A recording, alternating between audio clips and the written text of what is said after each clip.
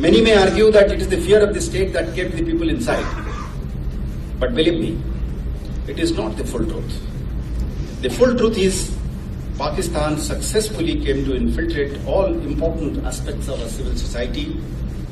Thanks to the regional so-called mainstream politics in the valley, there is overwhelming evidence to show that many had honed the art of running with the hare and hunting with the hound to a near science that left both the common men and the security men bewildered, frightened and confused. Visiting homes of killed terrorists and expressing sympathy in public became the new normal. While elimination of new recruits to terrorism was allowed and tacitly encouraged, those who facilitated the recruitment, arranged finances, were never investigated. And it was forbidden to even go near Jamaat-e-Islami that provided the religious and ideological justification to the perfidies of the terrorists and the Hurriyat.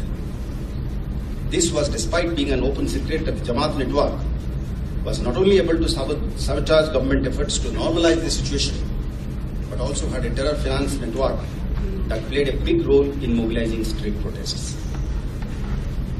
It was class members to even think of countering these, who vilified everything about the Indian state and its armed forces as part of a deliberate and systematic creation and propagation of false narratives based on half-truths, out of context presentation of facts, malicious and selective muting, and amplification and outright falsehoods.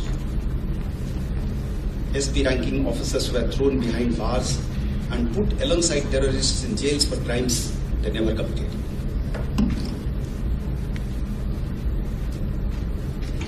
Death by accident, by accidental drowning of Nilofer and Asya in Shopian in 2014, was allowed to be hijacked by the narrative terrorism who held the valley to ransom with several weeks long hartal, arson and rioting. A very deep and detailed investigation by CBI, backed by forensics of the All India Institute of Medical Sciences, proved it beyond any shade of doubt that it was outright falsehood. The things had come to such a pass that the so-called mainstream party had started cultivating leaders of terrorist networks through intermediaries and sometimes directly to further their electoral prospects. It is the unflinching stance and strategy of the Government of India and the armed forces and police and the law enforcement, backed by a latent population since last several years, that this duality and dubious duplicity would be put to an end or an attempt made towards it, which has put the national security adversary in the back foot.